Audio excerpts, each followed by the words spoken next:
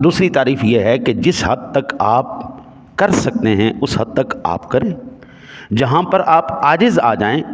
وہاں پر اللہ کی ذات پر توکل کریں، لیکن وہ جو آپ نے اسباب اختیار کیے ہیں ان اسباب سے بھی اگر فیض ملتا ہے تو اس کا یہی دماغ، مثال کے طور پر مجھے بخار ہوا، میں نے دوائی کھا لی،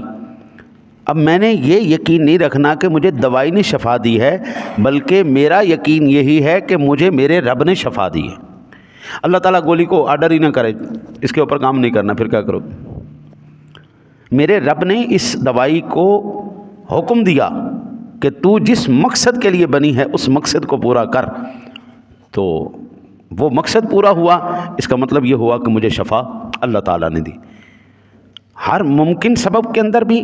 ہر غیر ممکن سبب کے اندر بھی، اور جہاں پر انسان اپنی صحیح اور کوشش کے باوجود بھی جہاں تک نہ پہنچ سکے